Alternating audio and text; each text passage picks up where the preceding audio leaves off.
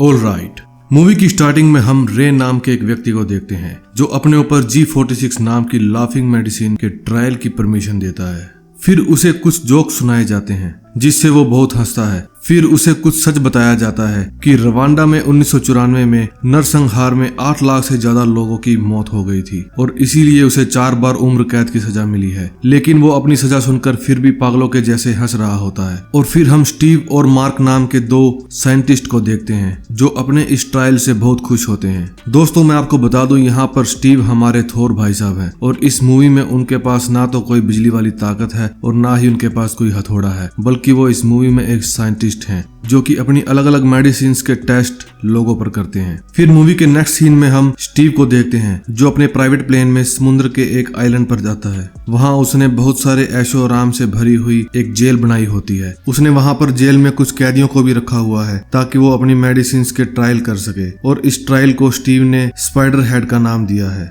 यही हमारी मूवी का टाइटल भी है। फिर नेक्स्ट सीन में हम जेफ को देखते हैं जिसे जेल से निकालकर दूसरी जगह पर लाया जाता है ताकि वो उस पर N40 का ट्रायल कर सके। फिर उसकी आंखों पर से पट्टी हटाई जाती है। पट्टी हटाने पर से उसे एक खचाड़ा फैक्ट्री भी बहुत सुंदर दिखाई देती है। इट मींस उसका ये ट्रायल भी पूरी तरह से सक्सेस हो चुका है। फिर जेफ वापस आकर लीजी से मिलता है। लीजी जेफ को बहुत पसंद होती है। फिर जेफ जब सोने वाला होता है तब उसे अपना पास्ट याद आता है। उसे वो समय याद आता है जब उसका एक्सीडेंट हो गया था। फिर नेक्स्ट डे स्टीव अपने असिस्टेंट मार्क के साथ जेफ और हैदर को बुलाता है। फिर जेफ और हैदर पर लव प्रोफिन की मेडिसिन का टेस्ट किया जाता है जिससे वो एक दूसरे को बहुत पसंद करने लगते हैं। फिर उन्हें एक बोलने वाली प्रोफिन भी दी जाती है जिससे वो एक दूसरे के लिए बहुत अच्छा बोलने लगते हैं और एक दूसरे की साइड अट्रैक्ट हो जाते हैं। फिर वो एक दूसरे के साथ इंटीमेट हो जाते हैं और तभी जेफ हैदर को आई लव यू भी बोलता है। इट मींस यहाँ पर स्टीव का ये टेस्ट भी सक्सेसफुल हो जाता है। फिर जेफ और हैदर को वहाँ से वापस भेज दिया जाता है। उसके बाद स्टीव हैदर और जेफ पर नजर रखने के लिए बोलता है क्योंकि वो देखना चाहता था लव प्रोफिन का असर खत्म होने के बाद भी उनके अंदर कोई फीलिंग्स है या नहीं।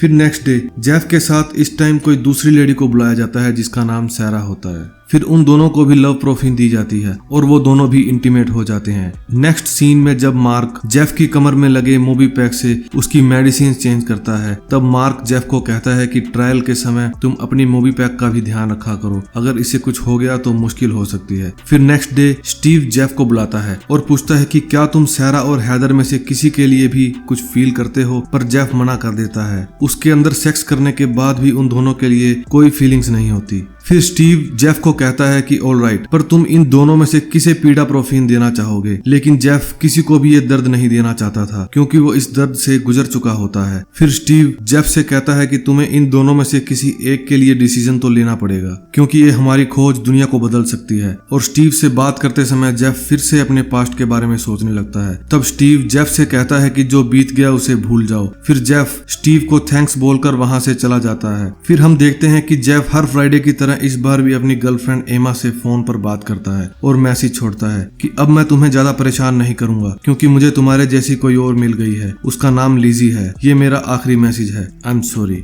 फिर नेक्स्ट सीन में इस बार जेफ के साथ रॉबिन नाम का एक पर्सन होता है। तब जेफ उसके साथ वो सब करने से मना कर देता है। यहाँ एक रूल होता है कि जब तक ये खुद अपने ऊपर कोई टेस्ट करने के लिए परमिशन ना दें तब तक उन पे कोई टेस्ट नहीं करता। फिर स्टीव जेफ को कहता है कि रिलैक्स हो जाओ, ये लव टेस्ट नहीं है, और उन्हें थोड़ी देर के बाद जाने के लिए कहता है। तभी जेफ जब स्टीव के पास आता है तो वहाँ पर हैदर होती है। जेफ हैदर से पूछता है कि क्या स्टीव ने तुमसे पीड़ा प्रोफिन किसे दें ऐसा कुछ पूछा था। इस पर हैदर हाँ कहती है। तब स्टीव हैदर को वहां से जाने के लिए कहता है और हैदर चली जाती है। फिर स्टीव जेफ को कहता है कि ये सब क्या है और उसे जेफ पर गुस्सा आ जाता है। तभी स्टीव जेफ को बताता है कि ये सब रूल्स प्रोटोकॉल कमेटी बनाती है, मैं नहीं, और अगर मेरे बॉस को ये सब पता चल गया तो अच्छा नहीं होगा। फिर जेफ स्टीव को सॉरी बोलता है। नेक्स्ट सीन में हम देखते हैं कि मार्क जब बाहर जा रहा होता है तब वो भी पीड़ा प्रोफिन के टेस्ट से ज्यादा खुश नहीं होता। तब स्टीव मार्क से कहता है कि बस एक टेस्ट और, अगले हफ्ते सब कुछ खत्म हो जाएगा, और फिर वो मार्क को बाय बोल देता है। फिर हम देखते हैं कि स्टीव खुद पर भी इन प्रोफिन्स का यूज करके देख रहा होता है। तब नेक्स्ट डे मार्क स्टीव से कहता है कि इन प्रोफिन का टेस्ट तुम्हें खुद पर नहीं करना चाहिए। इस पर स्टीव मार्क से कहता है कि जब वो इनको बेचेगा तब वो शान से कहेगा कि उसने इनका टेस्ट खुद पर भी किया था। फिर नेक्स्ट सीन में स्टीव जेफ को बुलाता है और कहता है कि प्रोटोकॉल कमेटी ने पीडाप्रोफिन के लिए हैदर को चुना है और फिर तुम्हें बोलने वाली प्रोफिन देने के लिए कहा है। पर इस पर जेफ नहीं मानता और वो स्टीव को अपने बॉस से एक बार बात करने के लिए कहता है कि शायद वो मान जाए। लेकिन स्टीव अपने बॉस से बात करने के बहाने जाता है और वहां से सिर्फ कॉफी लेके वापस आता है और जेफ को आकर कहता है कि बॉस नहीं मान रहे और स्टीव ये भी कहता है कि अगर तुम नहीं माने तो फिर तुम्हें जेल जाना पड़ेगा। ये सुनकर जेफ हाँ बोल देता है और फिर स्टीव हैदर की परमिशन लेकर उसे पीडाप्रोफिन देता है। तब उस प्रोफिन के असर से हैदर बहुत तड़पने लगती है और इसी टाइम स्टीव और मार्क जेफ को बोलने वाली प्रोफिन देते हैं और जेफ हैदर के लिए बोलता है कि उसे कैसा महसूस हो रहा है। जेफ कहता है कि वो बहुत दर्द से गुजर रही है और स्टीव ये सब नोट कर रहा होता है। फिर जब हैदर वाल से टकराती है तब उसका मूवी पैक टूट जाता है जिससे उसकी बॉडी के अंदर बहुत ज्यादा प्रोफिन चली जाती है, जिस वजह से वो अपना कंट्रोल खो देती है और खुद को ही मार डालती है। तब स्टीव पहले मार्क को हैदर के पास जाने को बोलता है और अपनी डायरी और सारा सामान लॉकर में रखकर खुद हैदर के पास जाने लगता है। जाते हुए उसकी कीज वहीं पर गिर जाती है। फिर जेफ जब मार्क और स्टीव को हैदर की बॉडी के पास बहस करता हुआ देखता है तो इसी का फायदा उठाकर वो कीज उठाकर लॉकर में से स्टीव की डायरी और बाकी पेपर्स चेक करने लगता है। तब जेफ को पता चल जाता है कि ये कंपनी किसी और की नहीं खुद स्टीव की है और ये सारे ट्रायल्स भी वो खुद ही कर रहा है। उसे ये भी पता चलता है कि स्टीव को किसी और प्रोफिन से ज्यादा पीडाप्रोफिन से मतलब है।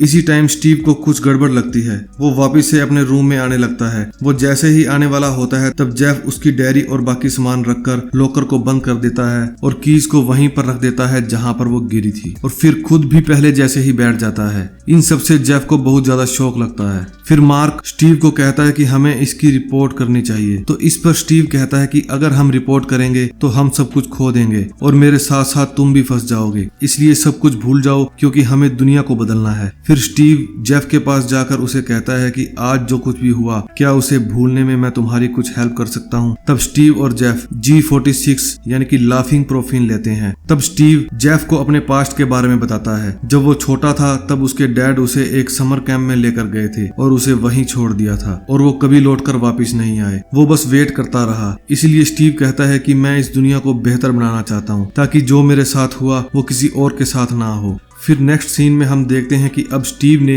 लिजी को पीडाप्रोफिन दी होती है ताकि उसे इस प्रोफिन के बारे में कुछ और ज्यादा पता चल सके कि इंसान इसके बाद कैसा फील करता है। यहाँ लिजी एक स्टेपलर से काफी ज्यादा डर रही होती है और फिर हमें पता लगता है कि इस प्रोफिन से इंसान को वो दर्द तकलीफ याद आती है जिससे वो गुजर चुका होता है। इस टेस्ट के बाद लिजी और जेफ बात करते हैं कि हम इन सब के लिए हाँ क्यों करते हैं और वो कहती है कि शायद हम डिजर्व करते हैं। फिर जेफ लिजी को अपना पास्ट बताता है कि जब वो पार्टी से निकल रहा था तब ईमा और उसका एक फ्रेंड भी उसके साथ कार में होते हैं और वो बहुत ज्यादा ड्रिंक करके हाई स्पीड में कार चला रहा होता है जिससे गाड़ी आउट ऑफ कंट्रोल हो जाती है और एक पेड़ से टकरा जाती है और वो तो गाड़ी से बाहर गिरता है मगर हादसे में उसका फ्रेंड और ईमा कार में ब्लास्ट होने के कारण मर जाते हैं। इसी कारण से उसे जेल हो गई थी। ये सब सुनकर लिजी उसे कहती है कि तुम बहुत अच्छे हो और उसे हक कर लेती है। फिर नेक्स्ट सीन में जेफ और लिजी साथ में बैठकर कॉफी पीते हुए बात कर रहे होते हैं। तभी स्टीव वहाँ पर खुद के लिए कुछ खाने के लिए लेने आया होता है और वह इन दोनों को देखकर समझ जाता है कि कुछ तो गड़बड़ है।